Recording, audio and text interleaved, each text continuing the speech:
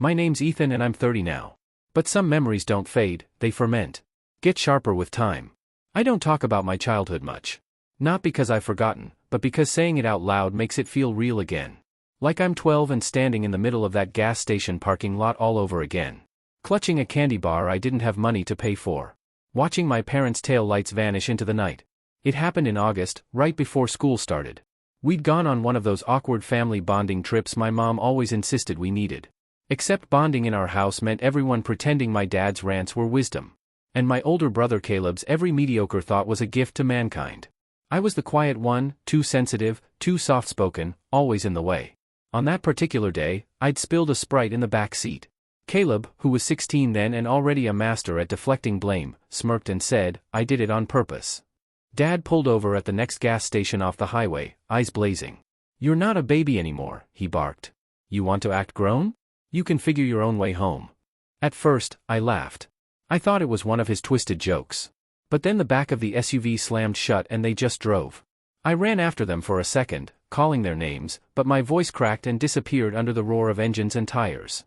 A clerk poked his head out from the gas station door, cigarette dangling from his lips, and gave me a look like I was just another stray someone had dumped. That night, I slept behind the station's dumpster, curled into myself, heart pounding every time a car passed. I remember counting the hours. 80 miles from home. No money, no phone, not a single soul to call. The clerk refused to help when I asked. "Ain't a daycare, kid," he muttered. I didn't cry. I think that part of me froze that night, the part that believed family meant anything unshakable. Eventually, I found a pay phone the next morning and called a teacher I trusted, Mrs. Valencia. She was the one who picked me up and took me back to town. I told her my parents must have forgotten me. She didn't believe it. I could tell by the way she tightened her grip on the steering wheel, but she didn't press. She just dropped me off, made sure I had food, and told me I could always call her. When I walked through the front door of our house, no one looked surprised. No one said sorry. Mom glanced up from her laptop and said, "Took you long enough." Caleb was on the couch playing video games and muttered, "Should have walked faster." Dad never even acknowledged it happened, just nodded at me the next morning at breakfast like everything was normal. That was the day I stopped trying to belong. I finished high school like a ghost in the hallway. Ate lunch alone, studied in silence. I got out as soon as I turned 18, worked 3 jobs, put myself through community college, then transferred to a university across the country without telling anyone. I changed my number, never left a forwarding address, and for the first time started breathing on my own. I've spent the last decade building a life they know nothing about. I became a software engineer. Moved to a city where no one ever said the words, "Man up," like it was a cure for trauma. I have friends who think of me as grounded and loyal. I even adopted a rescue dog named Max, a skittish little mutt who flinches at raised voices. We understand each other. I never thought I'd hear from them again, but last week a letter showed up at my apartment. No return address, but the handwriting on the front, loopy, dramatic, was unmistakably Mom's. I opened it slowly, half expecting some legal threat or another passive-aggressive note about abandoning the family. But instead, it was a thick envelope. Inside, a wedding invitation from Caleb, engraved in gold lettering, all showy and traditional, the kind of thing that screamed rented elegance and fake smiles. And tucked inside was a folded piece of notebook paper, handwritten from them. "Ethan, we know things have been distant between us, but Caleb is getting married and it would mean a lot to the family if you could attend. He asked that we reach out to you personally. We hope you'll come. We'd love to reconnect." Mom and Dad, reaching out like nothing ever happened. Like they hadn't left me to rot behind a gas station dumpster when I was 12 and never once apologized. Like Caleb wasn't the golden boy whose shadow I was never allowed to step out of. I sat there staring at the note for a long time. My fingers tightened around the edge of the paper until it crinkled, and for a moment I almost tossed it into the trash. Almost. But then something in me paused. I flipped the invitation over. Fancy venue, outdoor ceremony, dress code, formal. There was even a QR code to RSVP. As if I were just another distant relative, as if they hadn't taught me what it meant to be disposable. I stared at the note again. It would mean a lot to the family. Interesting, because I wasn't the same kid they dumped on the side of the highway anymore, and if they wanted me back in the picture, I had a few ideas about how I could frame it. Let's just say I didn't RSVP right away. But I did start planning quietly, carefully, like I always have, because some debts don't get paid in words, they get paid in presence. And sometimes showing up is the loudest thing you can do. The moment I saw Caleb's fiancée's name, Emily R. Kensington, printed in embossed cursive on the invitation, I knew exactly what kind of wedding this was going to be. Upper middle class perfection, lawn games, live quartet, personalized cocktail napkins with their initials. The Kensingtons were local royalty back in my hometown. Old money, old gossip, old grudges. I remembered Emily vaguely from school, always dressed like she was heading to church or a job interview, even at age 15. The kind of girl who never had to fight for attention because it was given to her like an inheritance. So, Caleb landed her. Of course he did. The charming oldest son, quarterback smile, parents who orbited around him like he was the sun. My parents probably wore their approval like jewelry. I looked her up online that same night. She was everything you'd expect, dental school grad, curated Instagram with inspirational quotes and cappuccino art, engagement photos under a tree that looked like it came from a wedding magazine. And there, buried in the tags of one post, was a link to their wedding website. I clicked it. Welcome to Caleb and Emily's big day. Countdown, 3 weeks. Location, Stonebrook Vineyard and Lodge. Registry, Bloomingdale's, Crate and Barrel, Amazon. Dress code, black tie optional. Please arrive 30 minutes before the ceremony begins. Shuttle transportation available from the guest hotel. We are so excited to celebrate with friends and family. Family, right? There was even a section titled, The Love Story, written by Caleb, or at least from his perspective. It was all so polished it could have been written by a PR firm. I was always the kind of guy who believed in fate. But nothing prepared me for Emily, her grace, her kindness, the way she looked at me and saw more than just the guy I used to be. More than the guy you used to be. I read that line 3 times. And then I remembered what he used to be, a bully in khakis, a liar with a halo, the same boy who'd once pushed me into a pond at my own 12th birthday party and told our parents I slipped. I had to walk home soaked while everyone else ate cake. They laughed about it for years. I wasn't planning to go to the wedding. Not until I saw that line. Because here was Caleb rewriting his own history, pretending there was no collateral damage in the path he took to manhood. And now the same people who left me behind, literally, were calling me family again. I didn't RSVP online. That would have been too easy. Instead, I used an old friend from college, Jenny, who now works in logistics, to send me a high-end formal suit, custom fit, midnight blue, with a vest that looked like it belonged in a James Bond film. I even booked a room at the same luxury guest hotel listed on the site, paying up front and under a slightly different name. I didn't want them to know I was coming. Not yet. I figured if they were going to try to pretend the past didn't exist, I'd give them a taste of their own game. 2 weeks before the wedding, I sent a single email to the RSVP address provided, Emily's, saying, looking forward to the celebration. Please don't mention I'm attending. I'd like to surprise the happy couple. Ethan, no reply, but it was marked as read. The week leading up to the wedding, I cleared my schedule, prepped my dog Max with a sitter, and packed light, just the suit, a pair of polished shoes, and one old photo, folded and worn, of me at 12 years old standing outside that gas station with a backpack and a blank stare. Mrs. Valencia had taken it the morning she picked me up. She'd printed it years later and mailed it to me with a note that simply said, "You survived." I wasn't sure what I was going to do with it yet, but it felt right to bring it. When I arrived at the vineyard the day before the wedding, the place looked like a set from a movie. Rolling hills, polished wooden beams, fairy lights strung through archways, perfect weather, perfect people. Every detail was calculated to broadcast warmth and elegance, but the kind that excluded people like me by design. The rehearsal dinner was in full swing. I watched from a quiet corner of the outdoor terrace, sunglasses on, suit jacket folded over my arm. No one noticed me at first, and then I saw her, Mom. She looked thinner than I remembered, like a balloon that had slowly deflated but tried to maintain its shape. Her hair was dyed a deeper brown, almost reddish, and she wore a pearl necklace that clashed with her sunburnt neckline. She was laughing, that high, brittle laugh that always sounded like she was trying to convince everyone she was fine. And beside her, Dad, wearing a blazer that probably still had the same money clip in the inside pocket, the one he used to flick open dramatically whenever he wanted to remind us he was providing. His face was puffier than I remembered, like life had finally started pushing back. They were talking to Emily's parents, smiling, shaking hands, praising Caleb with that same sugary tone that once made my skin crawl. I didn't approach them. Not yet. But then Caleb turned, and for the first time in almost 2 decades, we locked eyes, and his face dropped. Not enough to alert anyone else, but I saw it, the flicker, the unspoken, "What is he doing here?" that passed across his perfectly groomed expression. He raised a glass at me, hesitated, then quickly turned away like he hadn't seen me at all. But I knew he had. And more importantly, now I knew he hadn't told them I was coming. I slipped out before the toast, walked back to the hotel, heart buzzing with adrenaline. My hands were shaking slightly, not with fear, but with anticipation. They had asked me to come. They wanted me to be part of the family again. I was about to show them exactly what that meant, and I hadn't even opened my mouth yet. The morning of the wedding arrived, cloaked in mist and tension. I stood at the floor-length window of my hotel room, watching fog roll across the Vineyard Hills like something out of a movie. I barely slept, not from nerves, I wasn't nervous, but from memory. My mind replayed it all like a silent reel, the cold pavement behind the gas station, the look on Mrs. Valencia's face when she pulled up, the silence at home when I returned. I ironed my shirt slowly, deliberately, pressing out every crease like it was a scar I could flatten.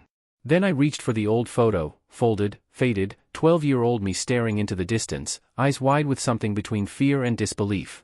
I slid it into my breast pocket, behind a silk square, close to my chest. The shuttle to the vineyard was full of guests who didn't know me, distant cousins, old neighbors, Emily's college friends. Everyone chattered about the venue, the view, the dress. No one looked my way. I preferred it that way. When I stepped off the shuttle, the place had transformed. White chairs fanned out across the grass like dominoes. A floral arch stood center stage, thick with ivory roses and pale greenery. Classical music floated in the air, and waiters passed around glasses of Prosecco like it was liquid gold. It was, frankly, stunning. I kept to the back. I saw them again, my parents, now seated in the front row, beaming at guests, shaking hands with the officiant. Dad laughed too loudly.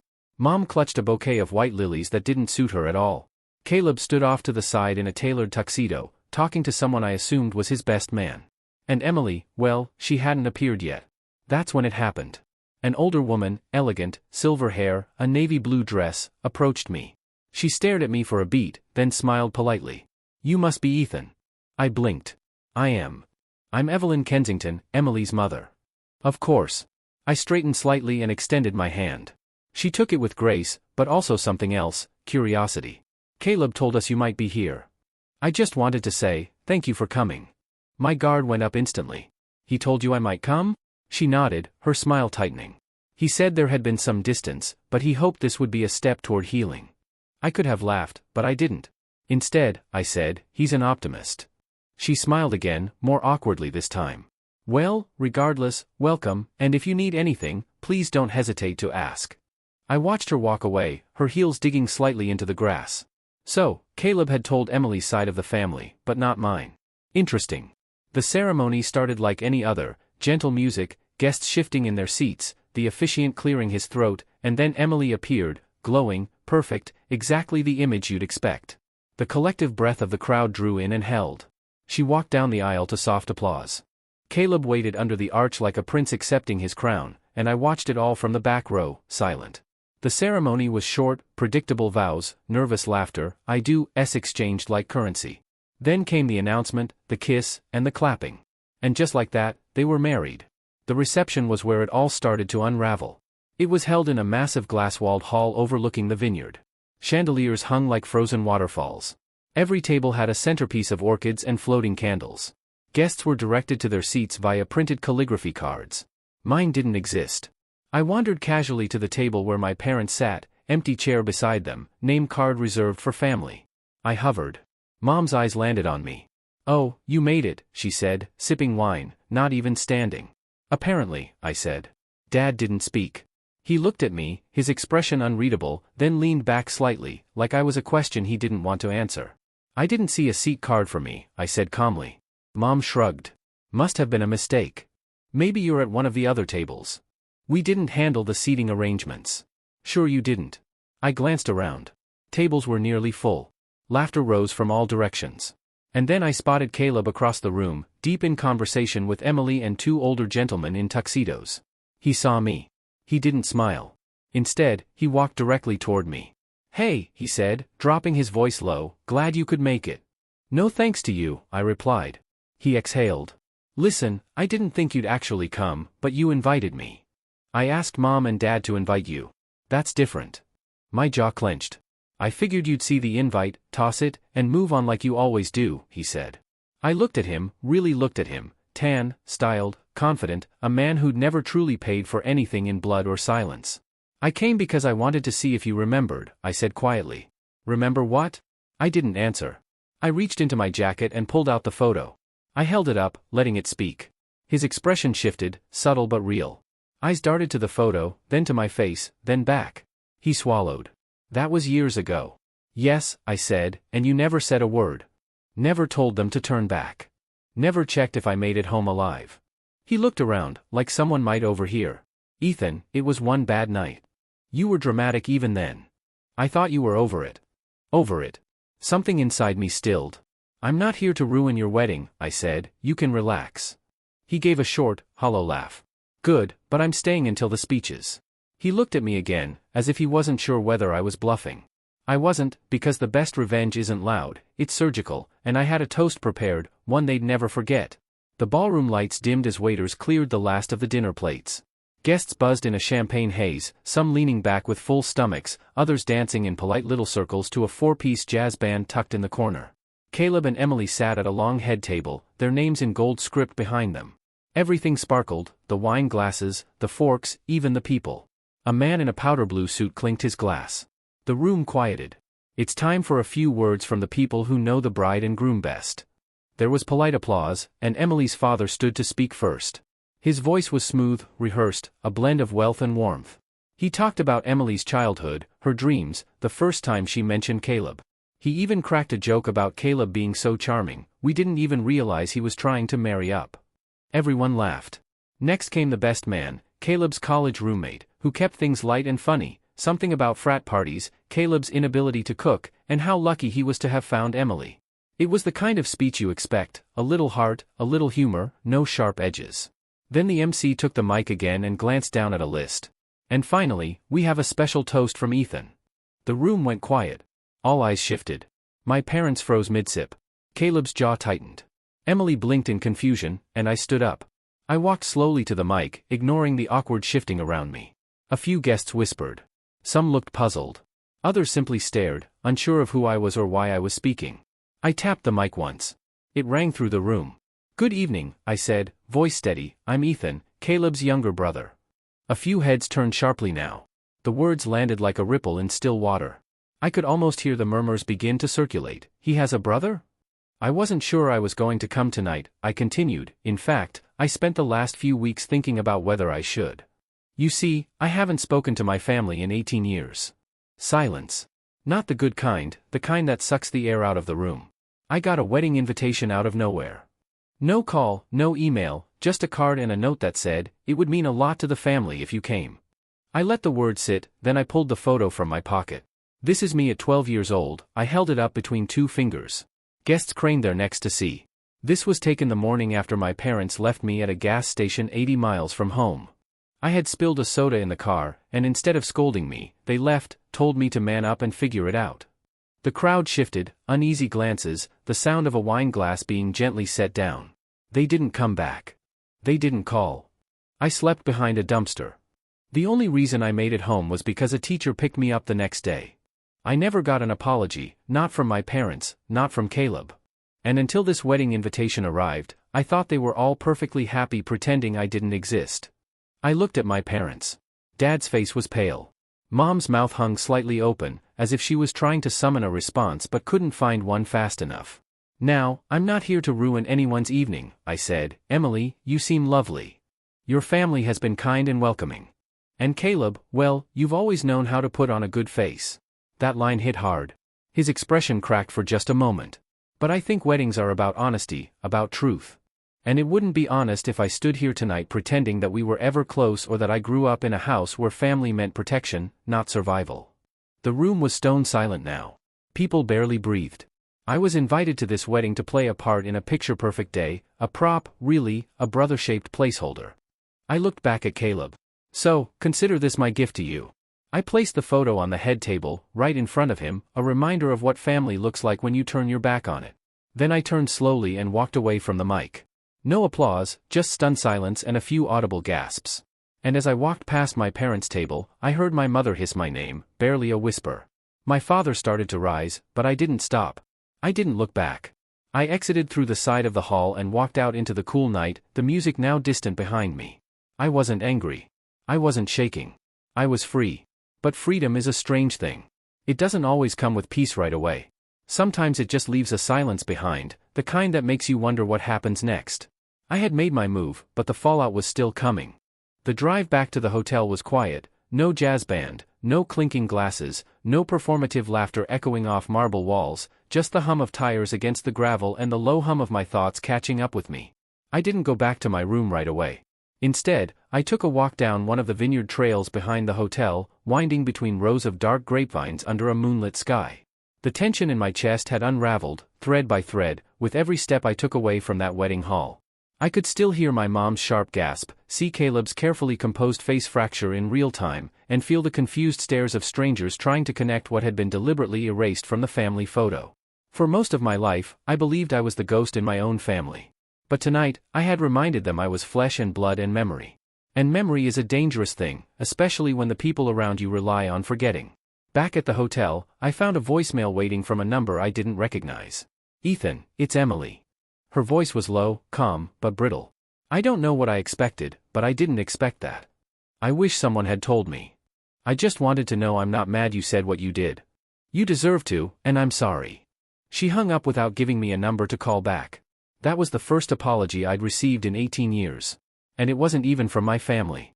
I left early the next morning, no breakfast, no drawn-out goodbyes, just a short email to the front desk asking them to cancel the rest of my reservation and send me the final bill.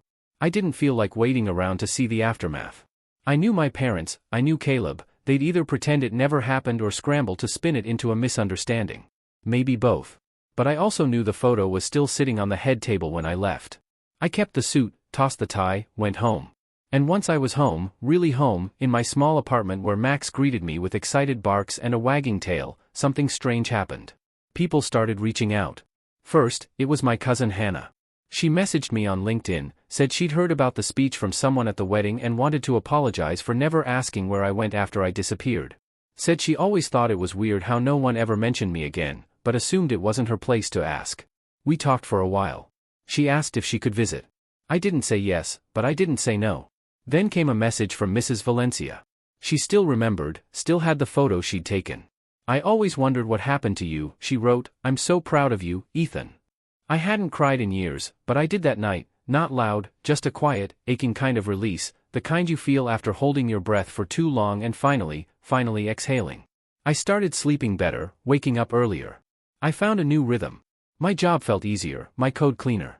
I took Max on longer walks, started writing again, short stories, essays, anything to pour the storm in my head into something that made sense. A week later, I got an email from a woman who worked at a nonprofit for estranged adults, children who had been cut off, disowned, or abandoned. She'd heard about the wedding speech through a friend of a friend who worked the event and thought it was the most quietly powerful thing she'd ever heard.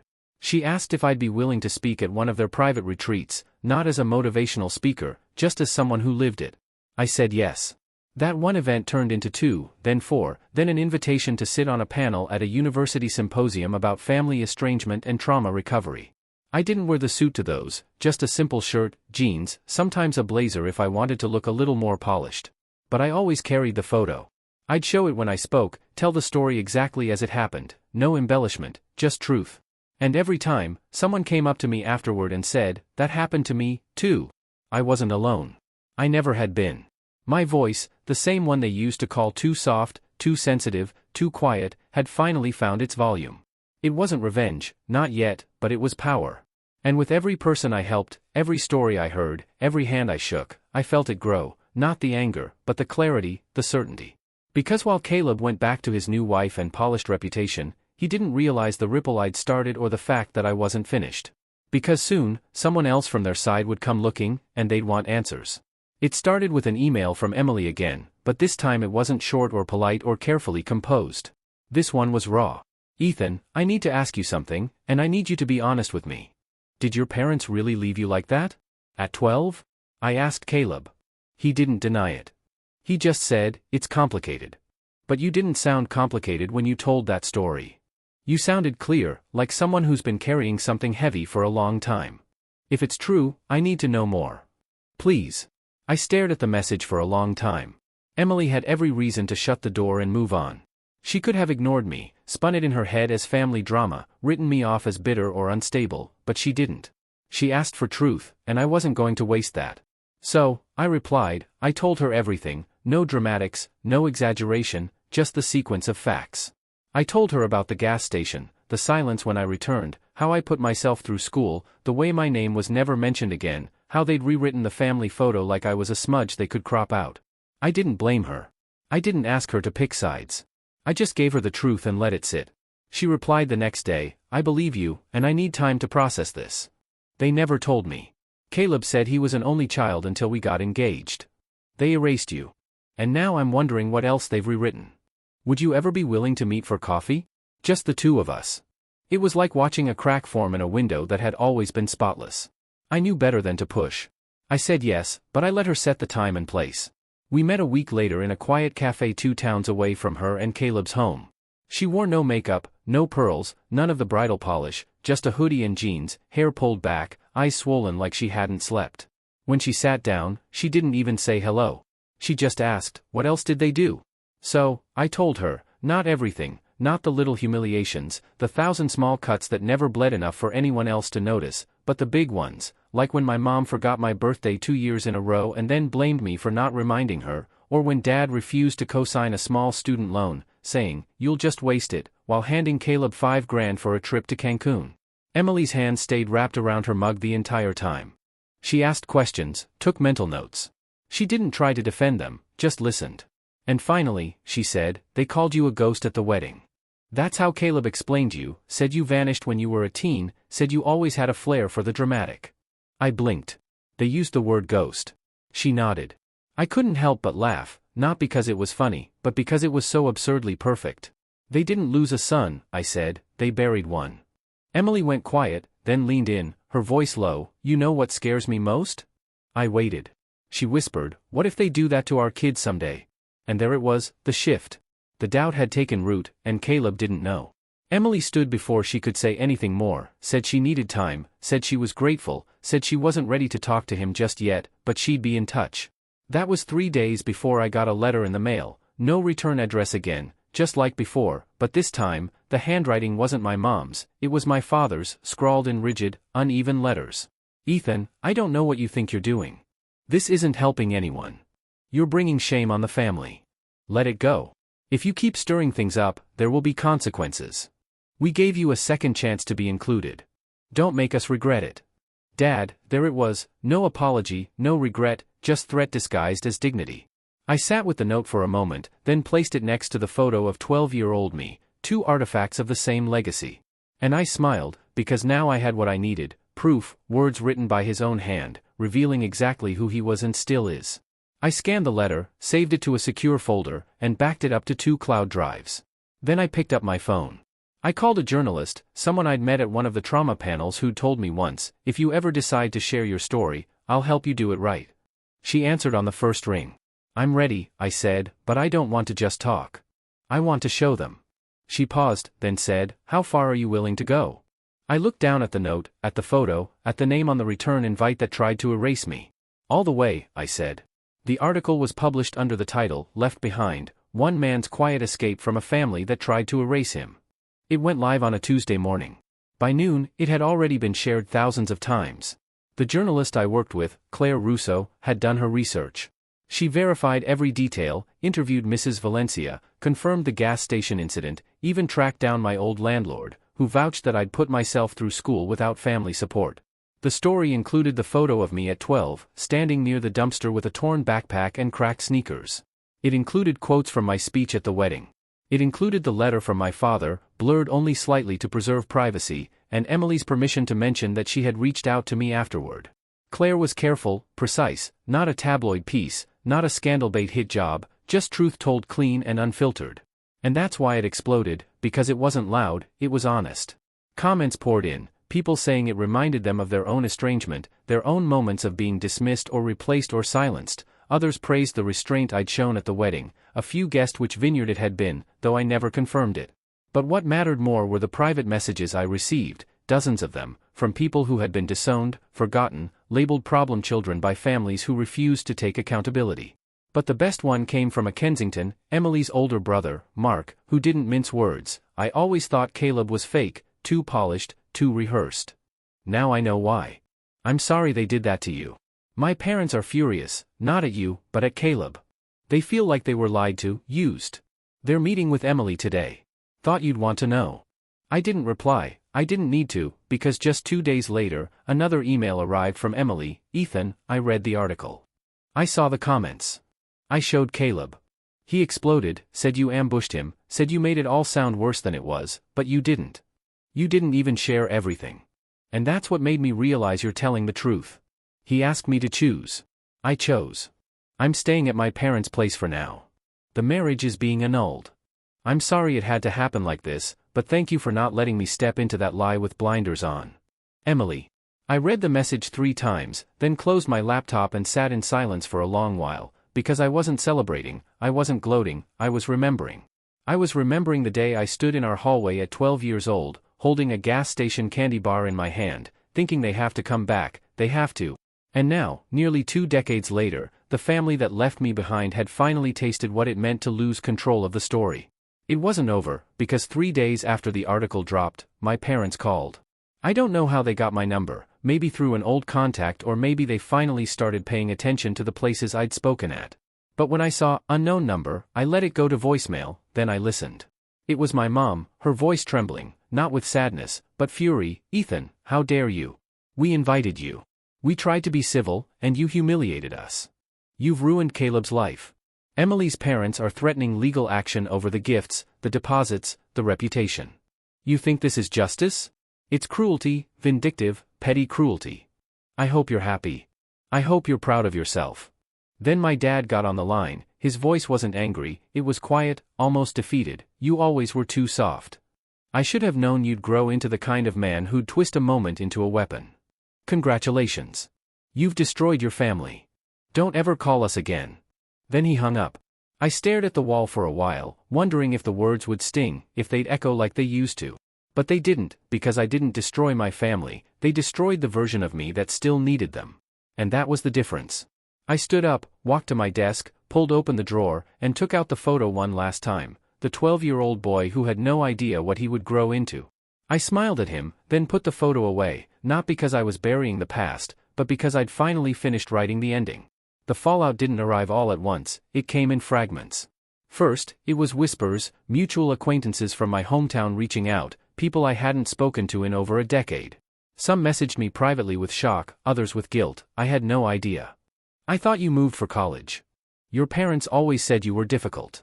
Then came the social media shifts. My parents, who'd spent years curating their image online, suddenly went dark.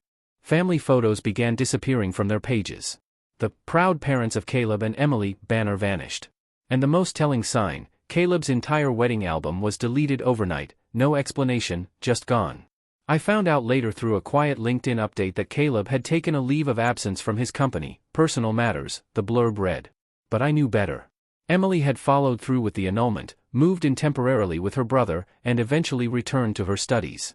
She sent me a short message weeks later, I'm rebuilding. It's messy, but it's mine. Thank you again.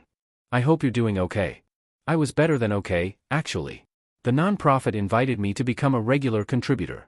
I began working with them part-time, helping organize outreach for other estranged young adults. I started writing, not just articles, but a book, working title, Ghost Son, What Happens When They Pretend You Never Existed? I didn't write it for revenge, I wrote it for the kid I used to be, for the kid still out there quietly packing a bag they'll never unpack because they're afraid even their footsteps are too loud. One day, I received a letter, not from my parents, not from Caleb, from Mrs. Valencia, still written in her loopy, generous cursive. Dear Ethan, I clipped out your article and read it twice. Then I put it on the wall of my classroom, right above the desk where I keep extra snacks for students who never bring lunch. I tell them about you sometimes, not by name, but your story, that sometimes being kind isn't just about helping someone up, it's about remembering them when everyone else forgets. I'm so proud of you. Love, Mrs. V. That one made me cry, not the silent tears I was used to, real ones, the kind that crack something open inside. Because for the first time in my life, I didn't feel like I was proving anything anymore. I wasn't a shadow. I wasn't the forgotten. I was here. I had survived. And now I was living.